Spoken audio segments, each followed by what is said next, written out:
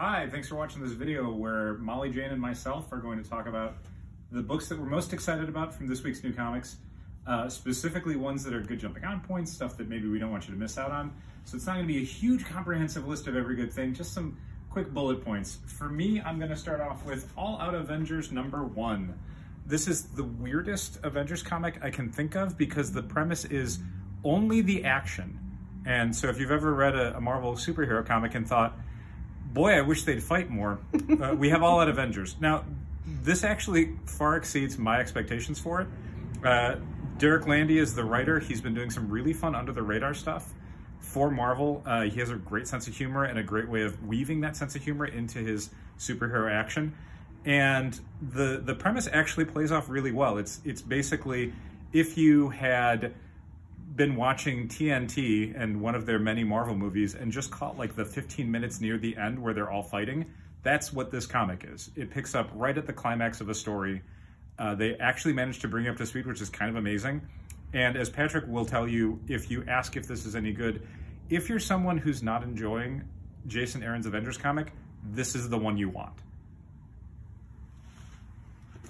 I wanted to point out something that we didn't get a chance to point out the first issue of. We've got New Champion of Shazam #2. We've got tons of copies of issue 1 if this is something you want to jump onto. The art in here by Doc Shaner is so good. And as you can see, it is Mary Marvel taking over as Shazam. It is incredibly fun. Doc Shaner's art, he does the best faces and expressions, just like the acting. Oh, it will have you smiling the entire way through the comic. This is kind of a cheat. I haven't read the whole thing yet. I read some preview pages and I loved it. Skybound sent us a full galley, and typical for Dal, I didn't read the whole thing. I do want to sit down with this actual print edition of Everyday Hero Machine Boy and really give it a read because I loved everything I've seen so far. It's basically Astro Boy meets Steven Universe, part of Skybound's new younger readers line. It looks like it's a fantastic book for all ages though. I just really loved everything I've seen so far, and I love the empathy that it's kind of built around. It's really good stuff. And here I have a trade. The Thing. This is a collection of a miniseries that just ended a couple months ago. It's written by acclaimed novelist Walter Mosley. And if you've been enjoying the recent Ant-Man miniseries, the art in here is by the same artist, Tom Riley.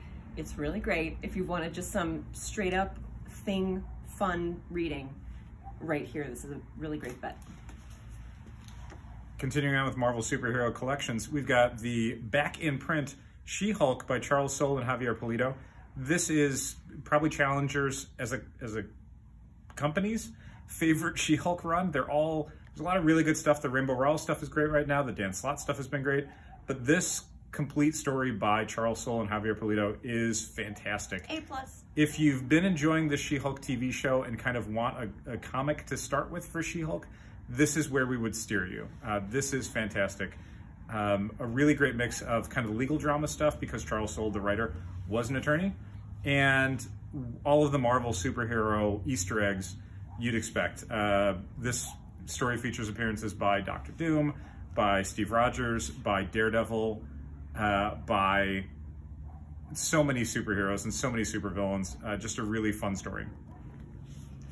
This is from Oni Press. This is Space Trash by Jen Woodall. You might know Jen Woodall from a little series she did for Silver Sprocket called Magical Beatdown, which is about very violent magical girls. This is her first work for Oni, I think, and it's just about 3 teenage girls at like a school for delinquents on the moon. This is the first in a series. It is very, very fun, and I love to see Jen Woodall's art in such a big format. It's really cool to see. And Molly Jane has one last one. Oh, yes, I do. That I also read, and it's one I read. It's not really something to read. This is a collection of all of Lee Bermejo's variants for Detective Comics that he did over the last couple years. The art in here is beautiful. If you like seeing Lee Bermejo draw Batman and Batman's associated rogues gallery and characters, etc., this is a very, very pretty book to look at. But he wrote a story around all his covers, so there is a story. There's text, yeah. Yes. Let me assure you, he wrote some words for it. There's like extra pages inserted in between the wordless covers that kind of tell the story, but it's mostly about the art. It's about the art. And there are words. And there you have it. That's our week's look at... But wait. Oh, wait. Don't forget, Survival Street #2 is out. And there's a really fun new horror book from Cullen Bunn Shock Shop, which is basically a Tales from the Crypt, but instead of a crypt keeper, it's a magical woman in a creepy haunted horror comic book store. And there are 2 separate stories that run through every issue. There you have it. Thanks for listening. And keep reading comics.